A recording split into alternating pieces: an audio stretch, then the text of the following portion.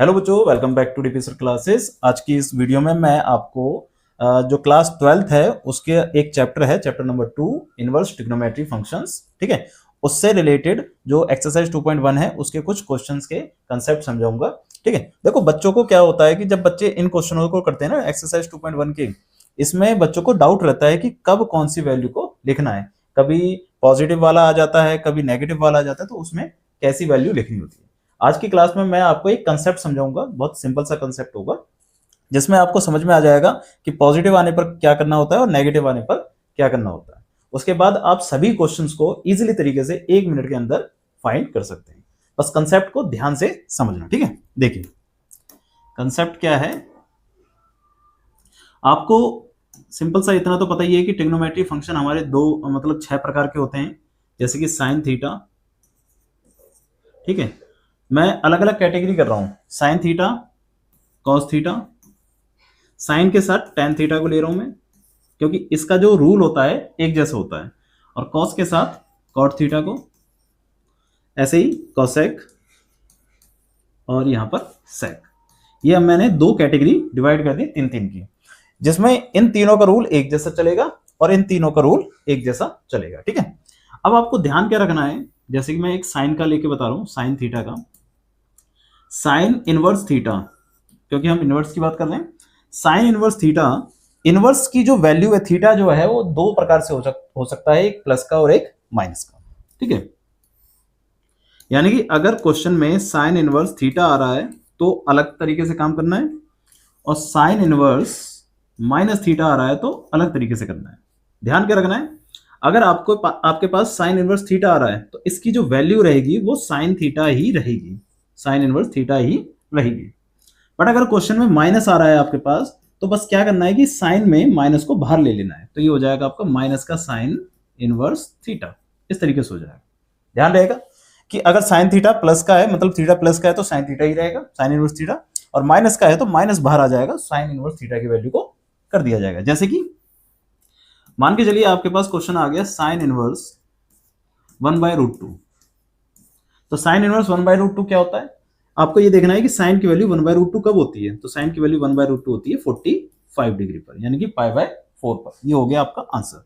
अगर यही क्वेश्चन ऐसा आ जाए साइन इनवर्स -1/√2, ठीक है, तो इसमें क्या करना है, माइनस को बाहर ले लेना है और ये हो जाएगा साइन इनवर्स 1/√2। फिर से वही क्वेश्चन आ गया, ठीक है, तो माइनस बाहर ले लेंगे, साइन की वैल्यू 1/√2 कब होती है, वही π/4 पर, तो इसका आंसर आ जाएगा माइनस का π/4। सिंपल इजी कंसेप्ट है। ऐसे ही अभी जो बाकी के ट्रिग्नोमेट्री फंक्शन बचे हैं उनका, उसमें जैसे कि कॉस थीटा की बात करते हैं हम, कॉस इनवर्स थीटा, इसमें भी दो प्रकार से कंसेप्ट आ सकता है, ठीक है, एक प्लस का और एक माइनस का। अगर कॉस इनवर्स थीटा प्लस का है तो इसकी वैल्यू कॉस इनवर्स थीटा ही रहेगी। भाई प्लस वाले में तो कोई कंसेप्ट कोई टेंशन लेने की जरूरत नहीं है, वो वैसा का वैसा ही रहेगा, ठीक है। बट अगर नेगेटिव में आ जाएगा तो वहां पर दिक्कत आती है कि नेगेटिव में क्या करना होता है। तो अगर जैसे कि कॉस इनवर्स माइनस थीटा आ जाए, तो बस आपको ध्यान क्या रखना है कि अगर माइनस आ रहा है, साइन में माइनस आ जाता तो माइनस बाहर आ जाता था, इसमें माइनस बाहर नहीं आता, इसमें क्या हो जाता है, वो pi minus cos inverse theta में कन्वर्ट हो जाता है, ठीक है, pi minus cos inverse theta में कन्वर्ट हो जाता है। जैसे कि मान चलिए क्वेश्चन है कॉस इनवर्स 1/√2, तो 1/√2 कॉस पर क्या होता है, 1/π/4 होता है, ठीक है, यानी कि 45 डिग्री पर ही होता है ये वैल्यू, ठीक है ना, क्योंकि ये पॉजिटिव है इसलिए हमने डायरेक्टली आंसर लिख दिया। अगर यही क्वेश्चन आपका कुछ इस प्रकार से आ जाए, इस प्रकार से, साइन में क्या करते थे, माइनस बाहर ले लेते थे, अब इसमें माइनस बाहर ना लेकर इस पूरी वैल्यू को पहले लिखेंगे pi minus cos inverse theta, theta की जगह पर क्या है 1/√2, इस तरीके से लिखेंगे। बात समझ आ रही है, मतलब इसमें डायरेक्टली माइनस बाहर ले लेते थे और इसमें डायरेक्टली माइनस बाहर नहीं लेना, आपको ध्यान रखना है, पाई में कन्वर्ट करना है, पाई माइनस, अब इसकी वैल्यू क्या होगी, कॉस की वैल्यू 1/√2 कब होती है, तो π/4 पर। अब इसको सॉल्व करेंगे तो एलसीएम आ जाएगा 4, ये इधर 4 पाई माइनस का पाई, तो इस तरीके से हो जाएगा 3π/4।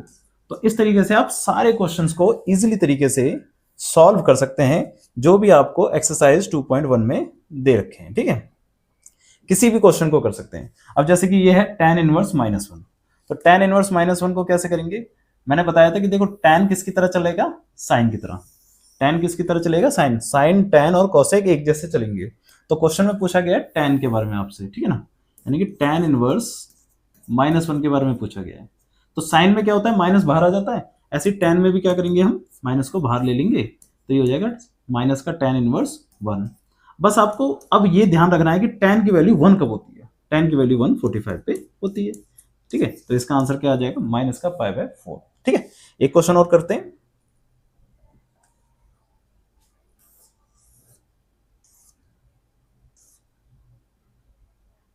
जैसे कि cosec -√2,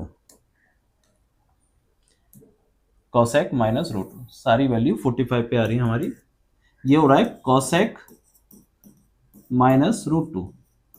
अब देखो cosec किसकी तरह काम करेगा, cosec करेगा काम साइन की तरह, क्योंकि साइन, tan और cosec एक ही रेंज के हैं, ठीक है ना। तो यहां पर cosec -2√2 लिखा हुआ है, तो माइनस आ जाएगा बाहर, तो ये हो जाएगा cosec इनवर्स √2। और cosec की वैल्यू √2 कब होती है, 45 पर, तो ये भी आंसर आ जाएगा π/4 माइनस का, ठीक है। तो इस तरीके से आप किसी भी क्वेश्चन को इजीली तरीके से फाइंड कर सकते हैं पूरी एक्सरसाइज के, ठीक है। और अगर किसी भी क्वेश्चन में कोई डाउट है तो आप पूछ लेना, बाकी मैं इसके जो इंपॉर्टेंट क्वेश्चंस हैं आपको टाइम टू टाइम देता रहूंगा, ठीक है। जितने भी पॉइंट ऑफ जितने भी क्वेश्चंस होंगे जो आपके प्रीवियस ईयर के एग्जाम से रिलेटेड होंगे और या प्रीवियस ईयर में आ रखे होंगे, उससे रिलेटेड मैं छोटी छोटी वीडियो आपके लिए बनाता रहूंगा, ठीक है। तो चलिए मिलते हैं फिर अगली किसी वीडियो में।